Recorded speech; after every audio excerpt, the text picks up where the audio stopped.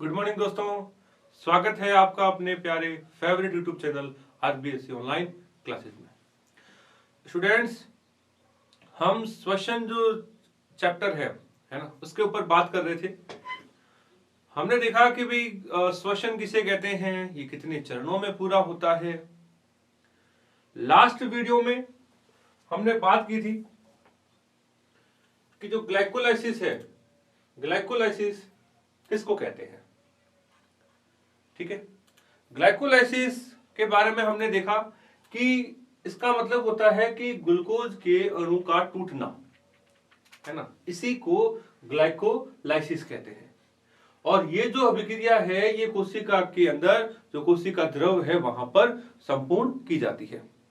ठीक है, इसको ईएमपी पाथवे भी कहते हैं।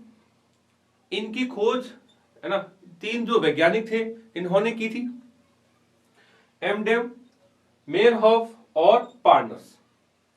तो इन तीनों वैज्ञानिकों के नाम पर इसको ईएमपी पथ या पाथवे कहते हैं। देन हमने देखा कि जो ग्लाइकोलाइसिस है जिसमें ग्लूकोज जो है एक 6 कार्बन का एक मॉलिक्यूल होता है जिसका फॉर्मूला होता है C6H12O6। तो एक 6 कार्बन का जो एक अणु, ये एक स्टेप बाय स्टेप जो प्रोसीजर है, उस प्रोसीजर में हमने देखा कि ये दो अणु किसके बनाता है, ये बनाता है पायरुविक अम्ल का। किसका बनाता है दोस्तों? पायरुविक अम्ल का बनाता है। तो एक अणु ग्लूकोज का टूट करके दो अणु पायरुविक अम्ल बनाने के इस स्टेप को क्या कहते हैं? इस स्टेप को कहते हैं दोस्तों ग्लाइकोलाइसिस, जिसमें विभिन्न प्रकार के जो एंजाइम्स हैं वो पार्टिसिपेट करते हैं, जिससे कंप्लीट एक जो अणु है वो पायरुविक अम्ल के दो अणुओं में टूट जाते हैं। पायरुविक अम्ल का सूत्र होता है CH3COOH। तो ये एक स्टेप हो जाता है। नेक्स्ट फिर हमने देखा कि कुल मिलाकर के ग्लाइकोलाइसिस में जो एटीपी है वो कितने खर्च हुए और कितने एटीपी बने। ठीक है, यानी कि डेवलप और यूज। तो यूज जो हुए थे वो तो हुए थे 2 एटीपी के अणु, और जो बने वो दो बार बने, यानी कि 4 अणु बने। ठीक है, तो नेट अगर एटीपी की बात करेंगे ना, डायरेक्ट यानी कि सीधे कितने एटीपी अणु बने, तो वो तो होते हैं शुद्ध एटीपी, वो होते हैं आपके 2। फिर हमने देखा कि इस स्टेप के अंदर NADH2 भी बनता है ना। तो NADH2 का एक अणु जो है वो दोस्तों बनाता है 3 एटीपी का अणु, और चूंकि इसमें बनते कितने थे, 2 बने, तो यानी कि 6 अणु। ऑल ओवर देखा जाए तो ग्लाइकोलाइसिस में 2 एटीपी खर्च करने के बाद में भी आपको 8 एटीपी जो अणु है वो उसका लाभ होता है। ठीक है, चलो फिर हमने देखा कि जो किण्वन है, कब? जब ऑक्सीजन की अनुपस्थिति के अंदर अगर ग्लूकोज का अपूर्ण ऑक्सीकरण किया जाता है तो उसको कहते हैं अनऑक्सीशोषण, और अनऑक्सीशोषण का ही एक भाग होता है, इसको कहते हैं किण्वन। यानी कि आप उसको कहते हैं सड़ाना, खमीर उठाना। ठीक है, तो उस प्रक्रिया को जिसमें ग्लूकोज का ऑक्सीजन की अनुपस्थिति में अपूर्ण ऑक्सीकरण किया जाता है, उस पूरी प्रोसीजर को किण्वन कहते हैं, इसको अपन सिंपल भाषा में खमीर उठाना भी कहते हैं। ठीक है, इसमें होगा क्या कि CO2 बनेगा, CO2 के साथ में अन्य उत्पाद बनता है। तो इसमें एक चीज आप जरूर गौर करना दोस्तों कि लैक्टिक अम्ल बनता है तो उसमें CO2 नहीं बनता, है ना। फिर हमने देखा कि किण्वन जो है वो कैसे कैसे होता है। तो किण्वन के अंदर ग्लूकोज जो है ग्लिसरॉल्डिहाइड 3 फॉस्फेट में बदलता है, जो आगे जाकर के फॉस्फोइनोल पायरुविक अम्ल में बदल जाता है। ये फॉस्फोइनोल पायरुविक, ये प्रोडक्ट क्या बनाएगा उसके आधार पर, तो ये पायरुविक अम्ल में चेंज होकर के या तो ये कार्बन डाइऑक्साइड और एथेनॉल बनाता है। ठीक है, यानी कि अल्कोहल बनाने की जो प्रक्रिया है उसमें इस तरीके को यूज किया जाएगा, जिसमें NADH2 को खर्च किया जाएगा। और अगर लैक्टिक अम्ल बन रहा है तो उस समय दोस्तों ध्यान रखना कि इसमें CO2 का जो फॉर्मेशन है वो नहीं होता, है ना। तो इसमें आपके CO2 जो है वो नहीं बनती, इसमें लैक्टिक एसिड जो है वो बनता है। तो यहां तक हमने बात की थी। अब दोस्तों जो हम नेक्स्ट जो ले रहे हैं वो है, आज हमारा जो टॉपिक है वो है दोस्तों क्रेब्स चक्र। कौन सा है? क्रेब्स चक्कर। देखिए अभी हमने पढ़ा क्या था कि भाई ग्लूकोज जो है ना, ये ग्लूकोज जो है ये टूट करके पायरुविक एसिड है ना के 2 मोल बनाता है। तो 1 मोल जो है 1 मोल ग्लूकोज 2 मोल जो पायरुविक एसिड है उसमें तब्दील हो जाता है, यानी कि चेंज हो जाता है। ठीक है, ग्लूकोज जो था आपके 6 कार्बन का एक अणु था और पायरुविक अम्ल जो है दोस्तों वो आपके 3 कार्बन का एक अणु है। ठीक है, अब देखिए ये पायरुविक अम्ल का जो भविष्य है, फ्यूचर जो है, वो डिपेंड करता है ऑक्सीजन की उपस्थिति या फिर अनुपस्थिति। तो देखिए दोस्तों, अगर इस पायरुविक अम्ल को ऑक्सीजन मिल जाता है ना, इस पायरुविक अम्ल को ऑक्सीजन जो है वो मिल जाता है, यानी कि ऑक्सीजन अगर उपस्थित है, ऑक्सीजन उपस्थित है, तो दोस्तों ये पायरुविक अम्ल जो है वो माइटोकॉन्ड्रिया में चला जाता है। और माइटोकॉन्ड्रिया में दोस्तों जाने से पहले ये एक मध्यवर्ती उत्पाद बनाता है जिसको कहते हैं आपके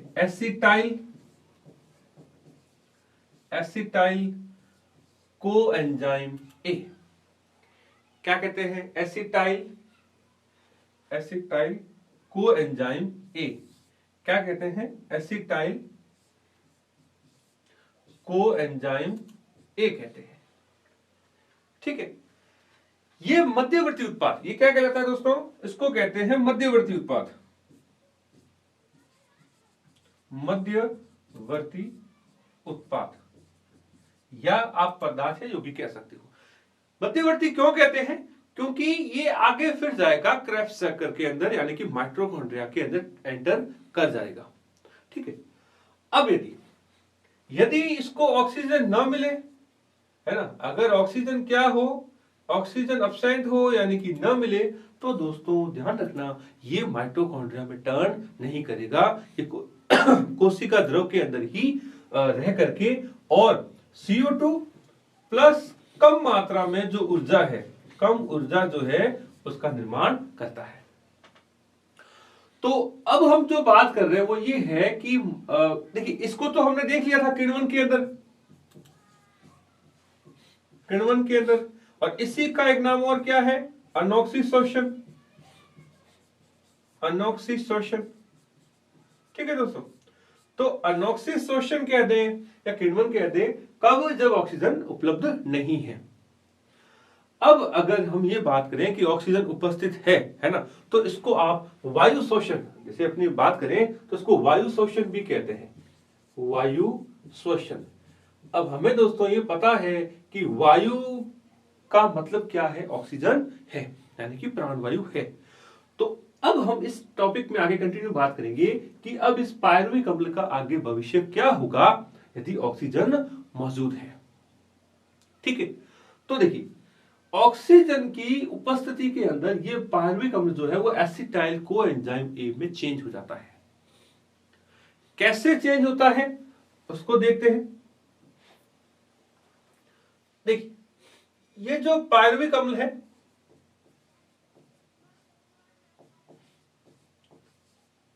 पायरुविक अम्ल, ये पायरुविक अम्ल दोस्तों विभिन्न प्रकार के है ना, विभिन्न प्रकार के जो कुछ इसमें यौगिक भाग लेते हैं। और यहां महत्वपूर्ण जो चीज होती है कि इसमें से एक CO2 के अणु को बाहर निकाल दिया जाता है। क्या किया जाता है दोस्तों?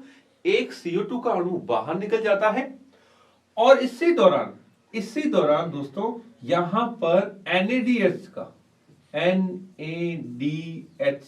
का निर्माण होता है। NAD आयन की उपस्थिति में एक NADH2 का निर्माण और होता है। उसके अलावा TPP है ना, थायरोपेंटोफॉस्फेट है, ठीक है, और कोएंजाइम ए, तो ध्यान रखना दोस्तों, इसमें कोएंजाइम ए आकर के ऐड होता है, कोएंजाइम ए आकर के इसमें ऐड हो जाता है, कोएंजाइम ए। तो फाइनली ध्यान रखना दोस्तों, ये 3 कार्बन का जो एक अणु है, ये 2 कार्बन का, क्या दोस्तों? 2 कार्बन का एसिटाइल कोएंजाइम ए में चेंज हो जाता है।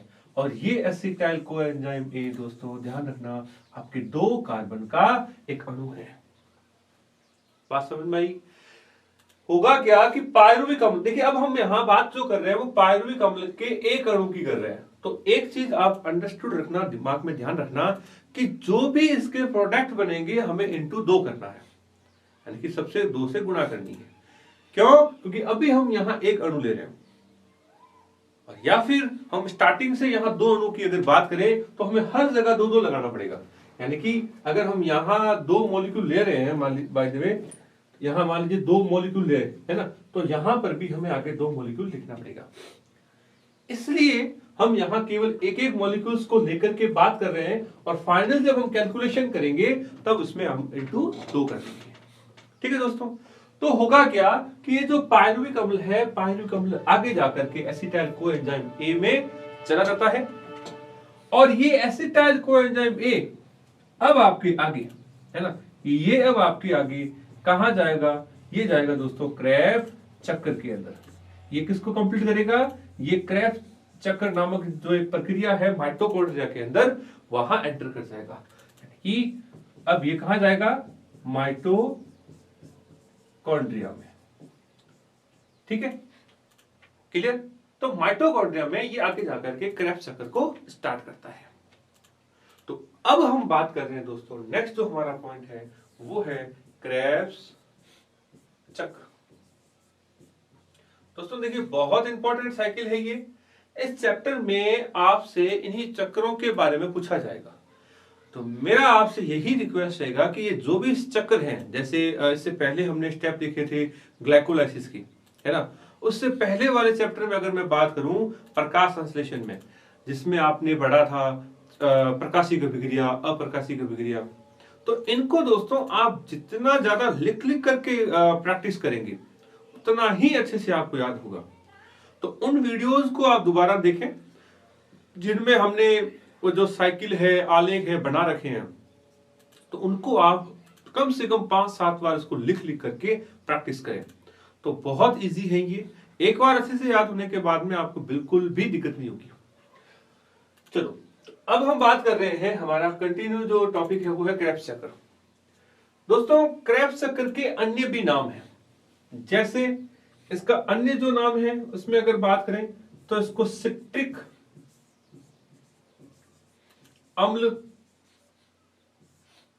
चक्र भी कहते हैं। क्लियर? इसको TCA चक्र भी कहते हैं। अब देखिए इसको सिट्रिक अम्ल चक्र क्यों कहा गया, TCA चक्र क्यों कहते हैं, और या जो हम पढ़ रहे हैं उसको क्रेब्स चक्र ही क्यों कहते हैं। तो दोस्तों आगे की जो ये प्रक्रिया थी ना कि भाई एसिटाइल कोएंजाइम माइटोकॉन्ड्रिया में गया, माइटोकॉन्ड्रिया में जाकर के एक चक्रीय प्रक्रिया के दौरान वो NADPH2 और ATP का निर्माण करता है। कौन? ये एसिटाइल कोएंजाइम ए। क्लियर? तो उस पूरे स्टेप की जो स्टडी है, अध्ययन है, वो एक साइंटिस्ट थे क्रेब्स, इन्होंने किया था। तो इन्हीं के नाम पर, इनके सम्मान पर इसको क्रेब्स चक्र कहते हैं। एक चीज। सेकंड बात करें कि इसको सिट्रिक अम्ल चक्र क्यों कहते हैं, वो इसलिए कहते हैं दोस्तों, आप याद करें कि प्रकाश संश्लेषण वाले चैप्टर में हमने C3 और C4 पढ़ा था। इसको C3 और C4 क्यों कहा गया? क्योंकि बनने वाला पहला यौगिक 3 कार्बन का था तो C3, 4 कार्बन का था तो C4 चक्र। क्लियर? ठीक इसी तरीके से दोस्तों कि इस स्टेप में है ना, जो पहला स्थायी जो यौगिक बना, वो पहला स्थायी यौगिक बनता है दोस्तों आपके सिट्रिक अम्ल। तो इसी के नाम पर सिट्रिक अम्ल चक्र भी कहा गया। थर्ड बात करें कि इसको TCA चक्र क्यों कहते हैं, तो दोस्तों हो सकता है कि आपको थोड़ा कंफ्यूज करने के लिए इस नाम से ये क्वेश्चन आ जाए कि TCA चक्र को आलेख द्वारा समझाइए, और या ऐसा भी पूछा जा सकता है कि सिट्रिक अम्ल चक्र या क्रेब्स चक्र को TCA चक्र क्यों कहते हैं।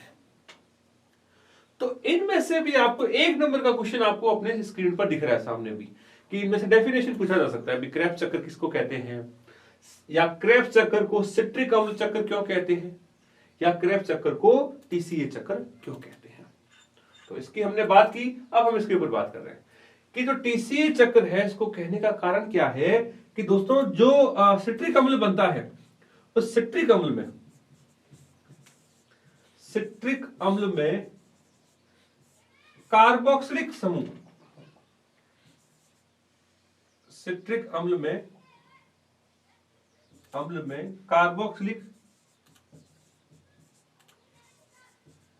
कार्बोक्सिलिक समूह 3 पाए जाते हैं, या यूं कहूं कि सिट्रिक अम्ल चक्कर में 3 कार्बोक्सिलिक समूह पाए जाते हैं। कितने? 3 कार्बोक्सिलिक समूह पाए जाते हैं। तो इसलिए दोस्तों इसको ट्राई कार्बोक्सिलिक एसिड साइकिल कहते हैं। समझ में आई बात? रिपीट कर रहा हूं कि ये जो सिट्रिक अम्ल है ना, इस सिट्रिक अम्ल में कार्बोक्सिलिक समूह कौन सा होता है, आप लोग केमिस्ट्री में पढ़ते हैं अच्छे से, COOH, ये जो है इसमें 3 होते हैं, इसमें सिट्रिक एसिड में, इसलिए इसको ट्राई कार्बोक्सिलिक एसिड साइकिल कहते हैं। तो दोस्तों ये तो हुई इस क्रेब्स चक्कर के बारे में बातें कि क्रेब्स चक्कर क्यों कहते हैं, सिट्रिक अम्ल चक्कर क्यों कहते हैं और इसको टीसीए क्यों कहते हैं। चलो तो अपन नेक्स्ट स्टार्ट कर रहे हैं कि आखिर ये क्रेब्स चक्कर है क्या। तो दोस्तों बहुत इजी है, बहुत शानदार है, बहुत इंपॉर्टेंट है, एकदम अच्छे से देखिएगा। देखिए ये जो आपकी स्क्रीन पर दिख रहा है इस पूरे को कहते हैं सिट्रिक अम्ल साइकिल, या इसको कहते हैं दोस्तों टीसीए। इसको क्या कहते हैं? टीसीए चक्र, और या इसको कहते हैं दोस्तों आपके क्रेब्स चक्र। तो ये लो, ये तीनों जो नाम है वो आपकी स्क्रीन के ऊपर। अब इस चक्कर में कैसे कैसे क्या क्या होता है एकदम गौर से सुनते रहिए, बहुत इजी है, स्टेप बाय स्टेप अगर इसको आप देखते जाएंगे तो आपको अच्छे से याद भी हो जाएगा। तो देखिए फर्स्ट ऑफ ऑल बात करें कि पायरुविक एसिड का एक अणु यानी कि 1 मोल पायरुविक एसिड हैव 3 कार्बन। कितने कार्बन का है? 3 कार्बन का ये एक अणु है। कौन? पायरुवेट। तो दोस्तों पायरुवेट कहते हैं या पायरुविक अम्ल, एक ही बात है, ध्यान रखना, इसमें कंफ्यूजन अपने को बिल्कुल भी नहीं रखना है आसपास में, है ना। तो पायरुवेट जो है ये अभी हमने बात की थी, एसिटाइल कोएंजाइम में ऐड होता है, एक NADH2 बनता है और इसमें से एक CO2 का अणु बाहर निकाल दिया जाता है। इस प्रक्रिया को वी कार्बोक्सिलेशन यानी कि हिंदी में बात करें तो वी कार्बोक्सीकरण कहते हैं, यानी कि कार्बन डाइऑक्साइड के रूप में कार्बन का बाहर निकलना। ठीक है, तो इस स्टेप में क्या हुआ कि जो एसिटाइल कोएंजाइम ए जो है ये बन जाता है।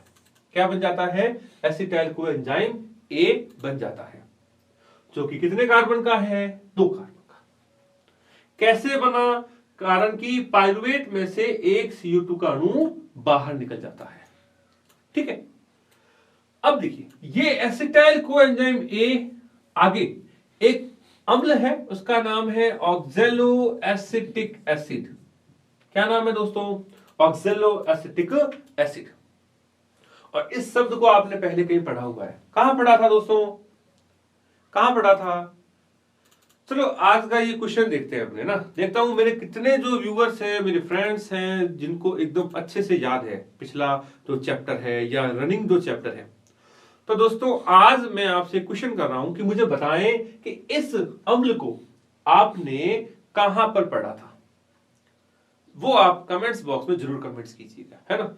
चलो तो ऑक्सैलो एसिटिक अम्ल जो है ये 4 कार्बन का एक अणु होता है, कार्बनिक अणु होता है, जो इस एसिटाइल कोएंजाइम ए की उपस्थिति में, है ना, इन दोनों को आपस में मिक्सअप होने के बाद में सिट्रिक अम्ल बनता है। और यहां एक एंजाइम पार्टिसिपेट करता है दोस्तों, सिट्रिक अम्ल सिंथेटेज। कौन सा एंजाइम है? सिट्रिक अम्ल सिंथेटेज। तो सिट्रिक अम्ल सिंथेटेज जो एंजाइम है, इस एंजाइम की उपस्थिति के अंदर ये ऑक्सैलो एसिटिक एसिड और 2 कार्बन का एसिटाइल कोएंजाइम ए मिल करके एक 6 कार्बन का क्या बनाता है, सिट्रिक अम्ल बनाता है।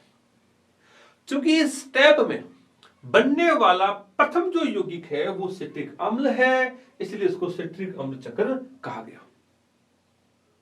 इस सिट्रिक अम्ल में जो कार्बोक्सिलिक समूह है वो 3 होते हैं, इसलिए इसको ट्राई कार्बोक्सिलिक एसिड चक्र भी कहते हैं। और इस पूरे स्टेप की जो खोज है वो इस वैज्ञानिक ने की थी, क्रेब्स, तो इसी के नाम पर इसको क्रेब्स चक्र भी कहते हैं। ठीक है, चलो अब आगे बात करते हैं। देखिए दोस्तों, होगा क्या कि जो सिट्रिक अम्ल है, इस सिट्रिक अम्ल में से एक CO2 का अणु फिर से बाहर निकल जाता है। एक CO2 का अणु जब बाहर निकल जाता है, इस दौरान एक NADH2 का निर्माण और होता है। ठीक है, देन ये बन जाता है अल्फा कीटो गुल्टारिक अम्ल। किसमें बदल जाता है, अल्फा कीटो गुल्टारिक अम्ल में बदल जाता है, जो कि आपके 5 कार्बन का है। तो दोस्तों बहुत इंपॉर्टेंट चीज है, ध्यान रखना, केवल एकमात्र ये एक ऐसा अणु है ना, केवल है ना, एक ही है, एक ही या एकमात्र इसको कहते हैं, यह एक ही यौगिक है जो 5 कार्बन का है, 5 कार्बन का होता है। कैसे दोस्तों, देखिए गुल्टारिक अम्ल से ऊपर कितने कार्बन, 6। इसके बाद में क्या होगा, एक कार्बन डाइऑक्साइड और निकल जाती है जिसमें 4 कार्बन का एक अणु बनता है, उसको बोलते हैं सक्सेनिक अम्ल। तो इससे ऊपर 6 और उसके बाद में भी क्या है, 4। तो एकमात्र पूरे साइकिल में एक ऐसा एक यौगिक है जिसमें 5 कार्बन है। क्या नाम है, अल्फा कीटो गुल्टारिक एसिड या अम्ल। ये अल्फा कीटो गुल्टारिक एसिड जो है अगेन CO2 को निकाल करके ये क्या करेगा दोस्तों, अगेन जो है CO2 के अणु को ये बाहर निकाल देता है और यहां पर फिर क्या बनती है, NADH2 का निर्माण होता है। इस दौरान दोस्तों ध्यान रखना, यहां पर GTP का निर्माण होता है। देखिए GTP कहें या ATP कहें, इन दोनों की पावर एक ही होती है।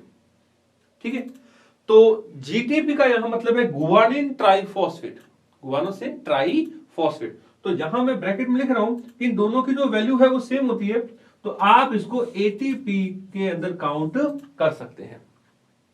यानी कि GTP बनती तो है, इसकी जो पावर है वो ATP की तरह सेम इक्वल होती है, तो आप इसमें ATP के अंदर काउंट कर सकते हैं। चलो, तो हुआ क्या, अल्फा कीटो गुल्टारिक जो एसिड है इसमें से CO2 निकल जाता है, तो एक अम्ल बनता है। उस अम्ल को कहते हैं दोस्तों सक्सेनिक अम्ल।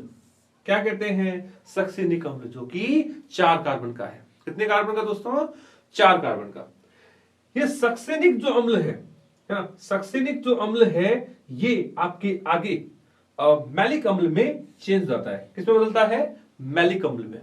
और दोस्तों ध्यान रखना, यहां पर एक यौगिक और बनता है, उसका नाम है FADH2।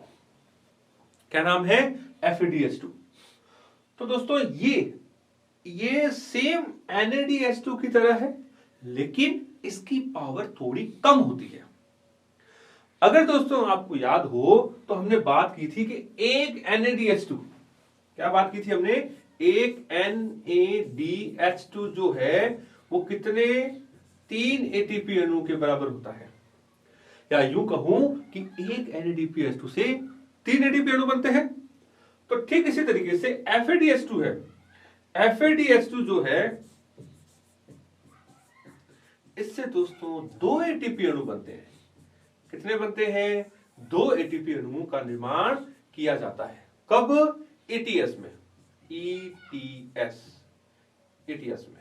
अभी ATS क्या है हम नेक्स्ट टॉपिक में बात करेंगे। फिलहाल ध्यान रखें कि सक्सेनिक जो अम्ल है ये 4 कार्बन का अणु है। ये अपने में से हाइड्रोजन को निकाल करके उस हाइड्रोजन को FAD द्वारा ग्रहण कर लिया जाता है और FADH2 का निर्माण होता है। और फाइनली सक्सेनिक अम्ल किससे बदल जाता है, ये बदल जाता है दोस्तों आपके मैलिक अम्ल में। और ये मैलिक जो अम्ल है ये अगेन अपने NADH2 का निर्माण करके और ऑक्सैलो एसिटिक अम्ल में बदल जाता है। ये ऑक्सलो एसिटिक अम्ल दोस्तों ध्यान रखना आपके 4 कार्बन का एक अणु है, जो कि पुनः उपलब्ध रहता है किसके लिए? एक नए एसिटाइल कोएंजाइम ए के लिए। तो ये जो प्रक्रिया है दोस्तों, ये लगातार आपके चलती रहती है। ठीक है, इस पूरे स्टेप को कहते हैं आपके क्रेब्स चक्र। तो एक बार मैं पुनः इसको रिपीट कर रहा हूं, फिर हम इसके रिजल्ट की ओर बढ़ेंगे। तो देखिए, पाइरुविक अम्ल 3 कार्बन का, एक CO2 बाहर निकला, ठीक है, कोएंजाइम ए ऐड हुआ, तो 2 कार्बन का एसिटाइल कोएंजाइम ए बन जाता है। क्लियर? ये 2 कार्बन का एसिटाइल कोएंजाइम ए 4 कार्बन वाले ऑक्सलो एसिटिक एसिड के साथ में क्रिया करता है। किस एंजाइम की उपस्थिति में? सिट्रिक अम्ल सिंथेटेज। इन दोनों के मिलने से 6 कार्बन का अणु बनता है सिट्रिक अम्ल। ये सिट्रिक अम्ल अगेन CO2 को निकाल करके एक NADH2 का निर्माण करके बदल जाता है अल्फा कीटोगुल्टारिक अम्ल में। अल्फा कीटोगुल्टारिक अम्ल अगेन CO2 को निकालना और NADH2 का निर्माण करके आपके क्या बन जाता है? सक्सेनिक अम्ल। और इस दौरान एक आपकी क्या बनती है? इस दौरान आपकी एक GTP बनती है। ये सक्सेनिक अम्ल आगे आगे मैलिक अम्ल में चेंज होती है और ये मैलिक अम्ल के दौरान FADH2 का निर्माण होता है और ये मैलिक अम्ल एक NADH2 का फॉर्मेशन करके फाइनली वापस ऑक्सलो एसिटिक अम्ल में बदल जाता है। तो दोस्तों इस पूरे चक्कर में आप देखें कि कहां पर वीक कार्बोक्सिलेशन हुआ है, यानी कि कार्बन डाइऑक्साइड बाहर निकली है। तो देखिए, हम अगर बात करें तो सबसे पहले इस पूरे स्टेप में 1 नंबर यहां पर कार्बन डाइऑक्साइड बाहर निकली, यानी कि वी कार्बोक्सीकरण। उस दौरान सेकेंड नंबर कार्बन डाइऑक्साइड यहां पर निकली, थर्ड टाइम। तो इस पूरे स्टेप में 3 जगह पर कार्बन डाइऑक्साइड बाहर निकलती है। ठीक है, चलो अब देखिए, इस दौरान NADPH2 के कितने अणु का निर्माण होता है?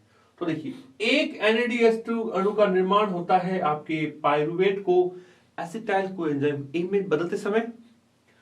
दूसरा NADH2 बनता है आपके अल्फा कीटोगुल्टारिक एसिड बनते समय। तीसरा बनता है दोस्तों आपके सक्सेनिक अम्ल बनते समय। और चौथा बनता है दोस्तों ऑक्सलो एसिटिक अम्लों के बनते समय। क्लियर? गौर से सुनना दोस्तों कि इस पूरे चक्कर में 4 जगह पर NADH2 का निर्माण होता है।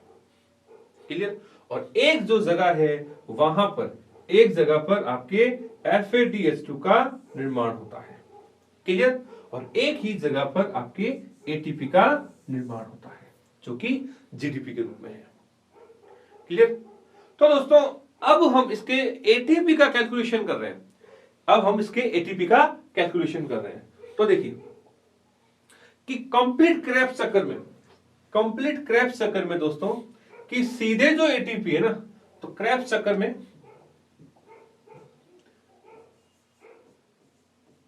चक्कर में कुल ATP अणुओं का निर्माण, ठीक है, टोटल कितने ATP जो अणु है वो क्रेब्स चक्कर में प्राप्त हुए, राइट? तो देखिए, अगर हम बात करें कि GTP है ना, तो GTP के रूप में GTP कहें या ATP कहें, बात तो एक ही है। तो ये आपके ATP। क्लियर? कितने बने दोस्तों? गौर से देखना कि जो हमने बात की इस चक्कर की, तो इस चक्कर में एक पाइरुविक अम्ल है, लेकिन बनते कितने हैं? 2। तो दोस्तों ध्यान रखना, हम यहां इसलिए इसको इंटू 2 कर रहे हैं, राइट? तो टोटल कितने ATP बने? यहां बन गए आपके 2 ATP। समझ में आई बात? रिपीट कर रहा हूं कि GTP जो है वो एक दफा ही बनता है, वन टाइम बनता है। GTP कहें या ATP कहें, बात एक ही है, क्योंकि इनकी पावर सेम होती है। चूंकि ये 2 बार होता है ना, पायरुविक अम्ल के 2 अणु बनते हैं, इसलिए हमने यहां इंटू 2 कराया, तो टोटल हो गए 2 एटीपी। क्लियर? अब देखिए यहां NADH2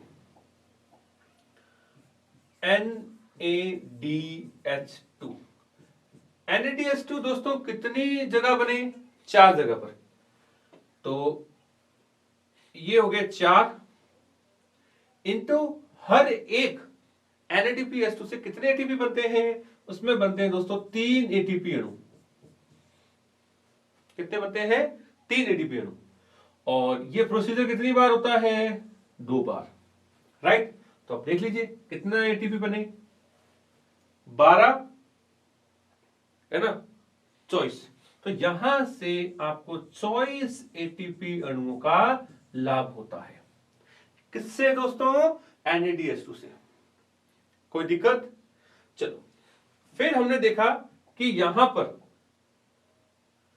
FADP बनता है, FADH2 2 बार बना FADH2, तो सॉरी एक दफा एक जगह पर बना, तो एक FADH2। एक FADH2 से एटीपी की कितनी पावर है? 2, तो ये 2 एटीपी। और ये साइकिल कितनी बार होता है? 2 बार हुआ, तो आपके हो गए 2। तो टोटल कितने हो गए? टोटल हो गए आपके 4 एटीपी अणु। कितने हो गए दोस्तों? 4 एटीपी अणु। अब बात कर लेते हैं टोटल की। तो देखिए दोस्तों, कुल मिलाकर के एक क्रेब्स चक्कर में आप अगर गौर करें तो एटीपी अणुओं की जो संख्या है वो देख लीजिए 24, 26 और 4 30। कितने हो गए? टोटल 30 एटीपी अणु। ठीक है। अब दोस्तों आप याद करें, जब मैंने आपको समीकरण करवाई थी तो उसमें लिखा था 38 एटीपी अणु। राइट? तो 30 एटीपी अणु तो किसमें बन गए दोस्तों? वो तो बन गए हमारे क्रेब्स चक्कर में। और ग्लाइकोलाइसिस में याद करें कि ग्लाइकोलाइसिस में है ना,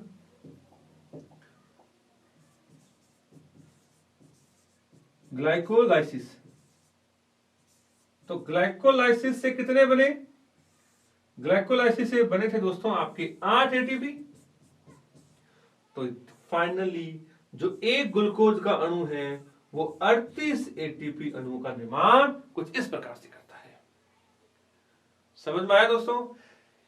याद करें जब हमने स्टार्टिंग में इक्वेशन लिखी थी, फर्स्ट जो चैप्टर हमने देखा था यहां, तो स्टार्टिंग में हमने जो श्वसन की इक्वेशन लिखी थी कि श्वसन के अंदर ग्लूकोज का एक अणु है ना, एक जो ग्लूकोज है वो ग्लूकोज का एक जो अणु है वो इस तरीके से आपके 36 या 38 एटीपी अणु का निर्माण करता है।